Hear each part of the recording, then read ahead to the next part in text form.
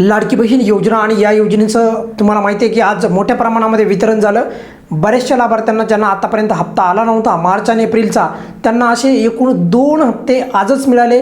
त्याचे पुरावे पण मी दाखवले तुम्हाला। परंतु या व्यतिरिक्त पण अजून काही लाभार्थी आहेत, त्यांना असं वाटतं की सर वितरण किती दिवस चालणार आहे, नेमका आज कोणत्या जिल्ह्यामध्ये वितरण झालेलं आहे, आमचा हप्ता आला नसेल तर मग आम्ही अपात्र झालो आहोत का, वगैरे वगैरे प्रश्न। पण आता जवळपास बघा ज्या लाभार्थ्यांना म्हणजे या योजनेच्या लाभार्थ्यांना वितरण झालेलं आहे, पण अजून वितरण काही पुढे दिवस चालू शकतं का, त्याच्याबद्दल पण आपण कमी शब्दामध्ये माहिती घेऊयात। वितरण किती दिवस अजून सुरू राहू शकते याबद्दल पण आपण बोलणार आहोत। त्यानंतर कोणत्या जिल्ह्यामध्ये आज खास करून वितरण झालेलं आहे तर त्याबद्दल पण आपण बोलणार आहोत। तत्पूर्वी सर्वात अगोदर सांगतो आहे, ज्या जिल्ह्यामध्ये पात्र लाभार्थी राहिले होते बाकी, तर त्या जिल्ह्यामध्ये झालेलं आहे। त्यामुळे असं नाही आहे की आता बघा आपल्याकडे जी माहिती आहे की कोणत्या जिल्ह्यामध्ये हे सर्व बघा कोणत्या जिल्ह्यामध्ये जे लाभ मिळालेला आहे। आता इथे मी काही जिल्हे लिहिलेले आहेत, याचा अर्थ असा नाही की एवढ्याच जिल्ह्यामध्ये वितरण झालेलं आहे। याच्या व्यतिरिक्त जवळपास सर्व जिल्ह्यामध्ये वितरण झालेलं आहे। बघा असं म्हणलं तरी काही वावगं ठरणार नाही, कारण की काय आहे की आपल्याकडे जी माहिती आलेली आहे तर त्याच्यापैकी जे जिल्हे आहेत ते मी हे तुम्हाला देतो आहे। पण याचा अर्थ परत असा मुळीच नाही की बाकी जिल्ह्यामध्ये वितरण झालं नाही, बाकी जिल्ह्यामध्ये पण वितरण झालेले आहे। नाही तर तुम्ही शोधत बसताना तुमचा जिल्हा तर नाही, मग आमच्या जिल्ह्याचं वितरण झालं नाही का, तर तसं नाही, सर्व जिल्ह्यांचं वितरण होत आहे। त्यामुळे आणि यावेळेसचा लाभ पात्र लाभार्थ्यांना मिळत आहे। त्यामुळे कोणी कितीही काही अफवा जर पेरत असेल तर त्यावर लक्ष द्यायचं नाही। तर बघा समजा उदाहरणासाठी मी सांगायलो तुम्हाला, पुणे, छत्रपती संभाजीनगर, नाशिक, मुंबई, जळगाव, धुळे, नांदेड, सोलापूर, अहिल्यानगर, चंद्रपूर, हिंगोली हे जिल्हे जे आहेत याचे आपल्याकडे पुरावे पण आलेले आहेत की या जिल्ह्यामध्ये वितरण झालेलं आहे।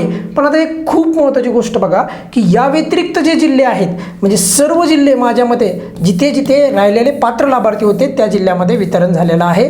त्यामुळे तुम्ही आता परत त्या प्रश्नाकडे जाऊ नका की आमच्या जिल्ह्यामध्ये झालं का, आम्हालाच का नाही झालं, आमच्या जिल्ह्यामध्ये झालंच का नाही।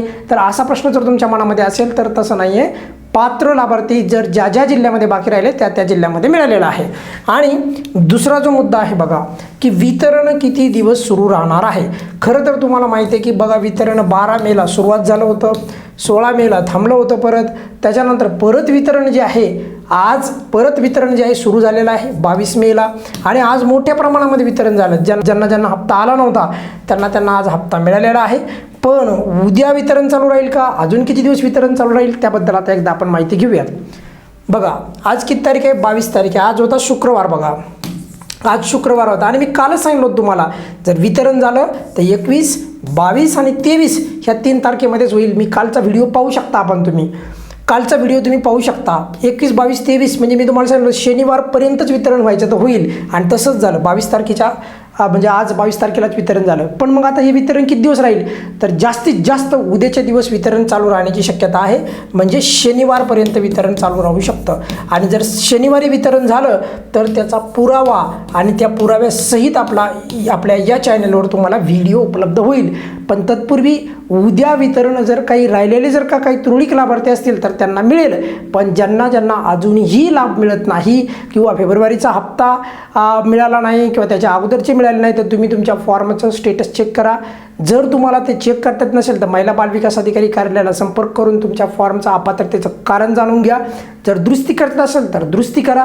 या व्यतिरिक्त पण तुम्हाला काही अडचण जर का शोधता येत नसेल किंवा कळत नसेल तर तुम्ही तुमच्या फॉर्ममध्ये जे काही अकाउंट दिलेलं आहे DBT, तर त्या अकाउंटला DBT ॲक्टिव्ह आहे का, म्हणजे तुमचं स्टेटस ॲक्टिव्ह आहे का ते एकदा चेक करा।